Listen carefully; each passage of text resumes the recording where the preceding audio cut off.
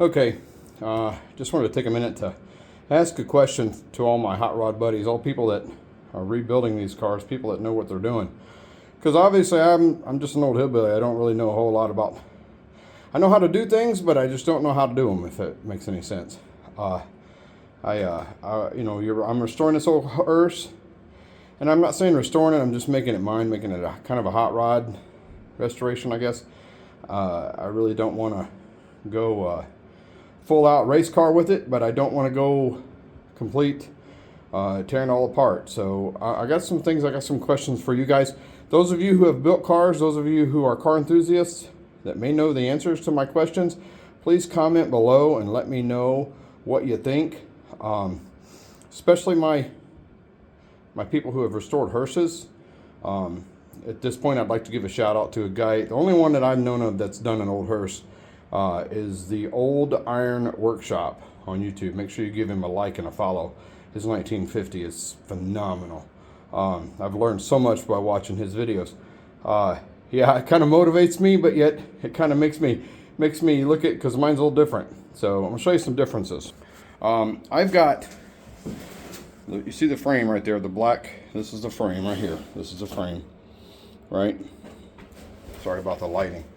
And you see how much travel I've got between the axle and the frame, about 11 inches. Right, and this is the old-timey shock absorber. Right here, let me get out of the light. Right here, this is the old-timey shock absorber, right? And it's hydraulic. So I want to take that out.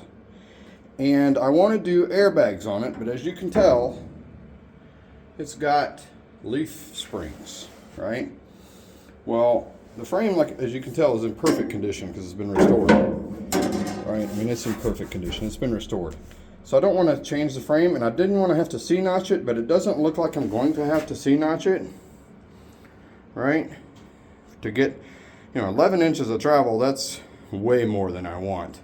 I mean, I only want about probably 6.5 inches of travel, maybe, if that, to lower it. So my big dilemma is, do I put lowering blocks and lower it, 4 to 6 inches, and try to put, just keep the original springs and stuff? Because if you look at it from the floor, this is normal ride height now. From the floor, nope, that's the wrong way here. From the floor, I've got about 10 inches. I'll take that back. I've got about 6 inches from the bolts. You see right there, from the bolts to the floor, right? So I've got about 5.5, 6 inches there. So I'd probably lower it 6 inches without any drag issues, but I really want airbags. Now the big dilemma that I have is, do I do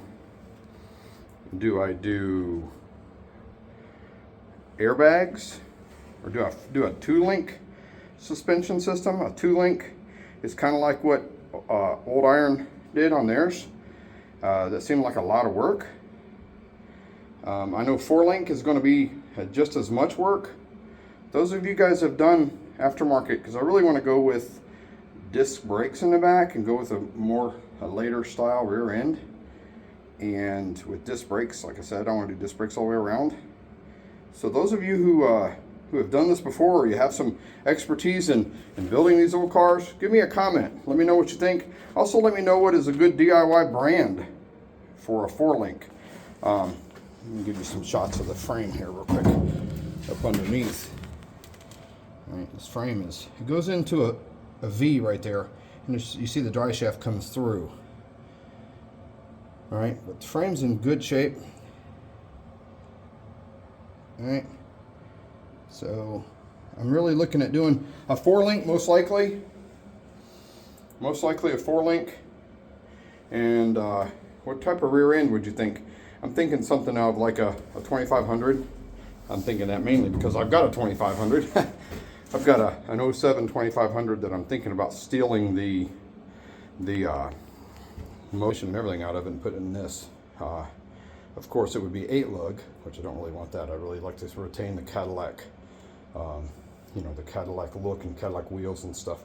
I want to do something aftermarket for wheels wise, but I don't want to do just plain Jane hubcaps. I want to do something that looks gothic. something more, I don't want to say evil, but something a little more creepy.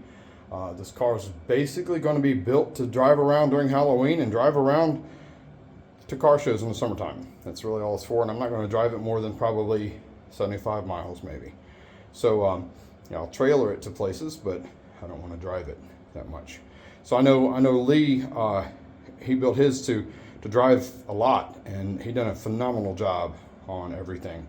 And I just want to, like I said, I want to shout out to him, because his videos motivate me to make me want to work, but it also gives me some insight on what I'm looking at. So right now I'm contemplating that. I'm contemplating the floor, because it's got a few little spots. It's got a few little spots of pinholes and stuff, and I'm contemplating just going ahead and replacing this whole floor, at least up into the weld line right there, right? Because it's got a bunch of rod in it, and I really want to just put a new floor in it, at least in the back part of it here. I'm debating on whether or not putting a partition back in it, because Hearst's came with a partition from pillar to pillar, and they had a sliding glass window. I kind of like the idea of putting swivel buckets in the front, and then doing some type of fold down bench seat in the back that would allow people to travel back here, but also allow me to drop it down and put rollers on it for a full-size casket. So Hearst enthusiasts, let me know what you think, and please comment and let me know, okay? And if you haven't already, subscribed so we can build this channel. And if I do get to the point where I'm making money on it, I'm going to put 100% of that money into this build, into this car.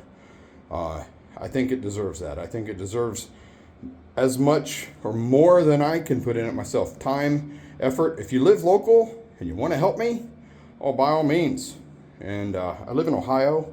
Unfortunately, it's snowy outside right now and cold, but I got a nice heated garage to work on it in. So if you know sheet metal and you know suspension, that kind of thing, and you want to work, by all means, come help me.